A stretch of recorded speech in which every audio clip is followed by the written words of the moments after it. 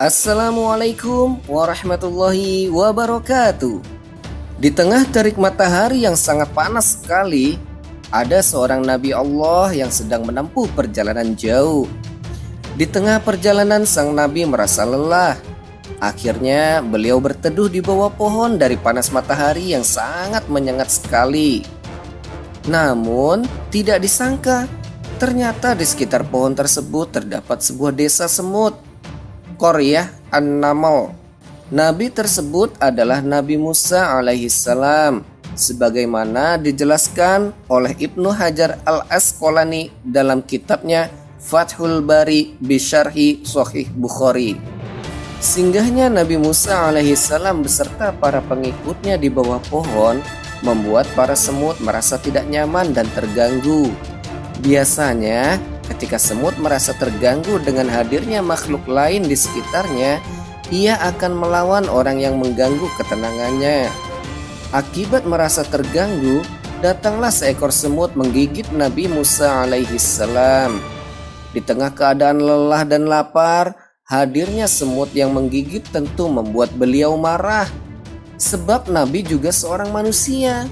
Walaupun beliau mendapat kekhususan dari Allah Subhanahu wa Ta'ala, tetapi tidak bisa lepas dari yang namanya khilaf. Untuk terus mendukung channel ini lebih berkembang, bagi yang belum subscribe, silahkan subscribe terlebih dahulu. Like dan share untuk saling berbagi informasi seputar Islam. Semoga syiar Islam semakin tersebar ke seluruh penjuru alam. Amin ya Rabbal Alamin. Nabi Musa alaihissalam yang marah akibat gigitan seekor semut kemudian memerintahkan kepada para pengikutnya untuk menjauhkan semua barang bawaannya dari pohon yang dijadikan tempat singgah. Nabi Musa alaihissalam lalu membakar kawanan semut-semut yang ada di sekitaran pohon, termasuk tempat tinggal semut yang ada di sekitar situ. Para semut yang sedang berjalan-jalan di desanya dan di sekelilingnya pun ikut terbakar oleh panas api yang dinyalakan oleh Nabi Musa alaihissalam. Tidak terkecuali para kawanan semut yang masih berada di lubangnya dan berada di dalam tanah yang tidak tahu apa-apa. Melihat apa yang dilakukan oleh Nabi Musa alaihissalam, Allah Subhanahu wa Ta'ala kemudian menegurnya dengan berfirman, "Mengapa tidak seekor semut saja?" Sedangkan dalam Sahih Muslim, Imam Muslim meriwayatkan bahwasannya Allah Subhanahu wa Ta'ala berfirman, "Hanya karena kamu digigit oleh seekor semut, lalu kamu membinasakan sebuah umat yang bertasbih kepadaku." Apa yang dilakukan Nabi Musa alaihissalam adalah sebuah kekhilafan, sehingga Allah Subhanahu wa Ta'ala menyalahkan dan mencela Nabi Musa alaihissalam. Karena yang menggigitnya hanya seekor semut, namun beliau justru membunuh semua semut yang ada di situ. Jika memang mesti dihukum, seharusnya yang dihukum hanyalah semut yang menggigitnya, bukan semua semut yang ada di situ.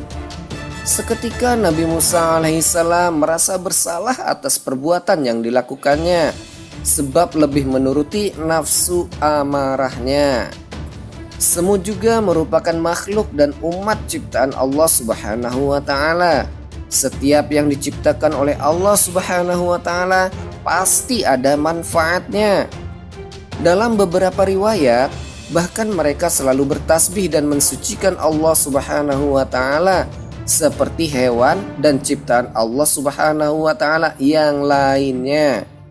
Allah Subhanahu wa Ta'ala sendiri telah memberitahu dalam surah Al-Isra ayat 44, "Tusabbihu lahus samawatus sab'u wal ardu wa man fihin wa in min syai'in illa yusabbihu bihamdihi walakin la tafqahuna tasbihahum innahu kana haliman ghafura."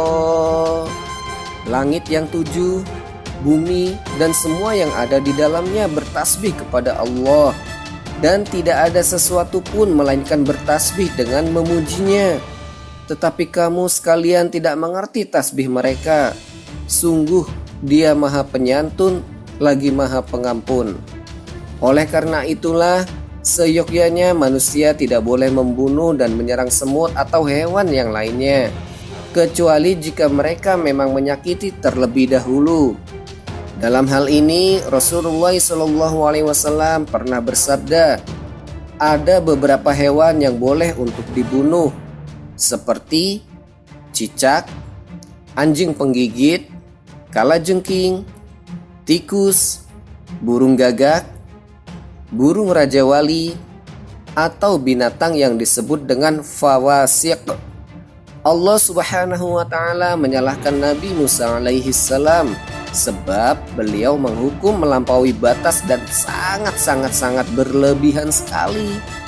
Beliau menghukum semut-semut yang tidak bersalah dan tidak tahu apa-apa akibat kesalahan seekor semut.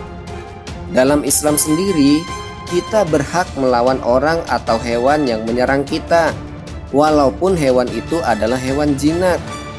Semut tersebut menyerang dan menggigit, sehingga orang yang digigitnya menghukumnya, maka dia tidak disalahkan.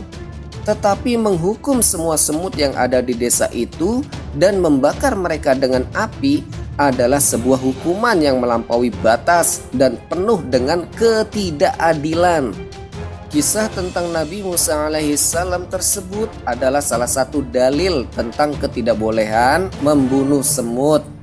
Sebagaimana tidak boleh membunuh binatang lain, kecuali binatang yang menyerang dan mengganggu. Selain itu, membunuh hewan dengan membakarnya hidup-hidup adalah sesuatu yang tidak dianjurkan, bahkan tidak diperbolehkan dalam Islam. Sebab yang berhak mengazab dengan api hanyalah sang pemilik api, yaitu Allah Subhanahu wa Ta'ala. Walaupun saat sebelum Islam datang, hal tersebut diperbolehkan. Apa yang dilakukan Nabi Musa alaihissalam dalam kisah hidupnya tersebut adalah sebuah peringatan bahwa Allah Subhanahu wa Ta'ala tidak menyukai perbuatan merusak, berlebihan, dan ketidakadilan, termasuk kepada semua makhluk ciptaan Allah Subhanahu wa Ta'ala, baik itu binatang ataupun tumbuh-tumbuhan. Karena tujuan diciptakannya mereka juga bagian dari kesinambungan untuk menjaga kehidupan semua makhluk ciptaannya yang ada di bumi, termasuk kesinambungan kehidupan umat manusia. Bahkan Allah Subhanahu wa Ta'ala berkali-kali memperingatkan kepada para hambanya terkait dengan berbagai perbuatan yang merusak dan perbuatan membawa kerusakan. Di antara larangan perusakan itu adalah perusakan terhadap tanaman dan binatang. Islam adalah agama yang sangat menganjurkan untuk berbuat saling mengasihi sesama makhluk Allah Subhanahu wa Ta'ala, bukan hanya sebatas pada manusia, tetapi juga binatang dan tumbuh-tumbuhan, karena seluruh makhluk ciptaan Allah bertasbih kepadanya. Wallahu a'lamu bishawab. Bila mana ada baiknya, itu semata-mata datangnya hanya dari Allah Subhanahu wa Ta'ala. Dan bila mana ada kekhilafan, mohon dimaafkan. Terima kasih.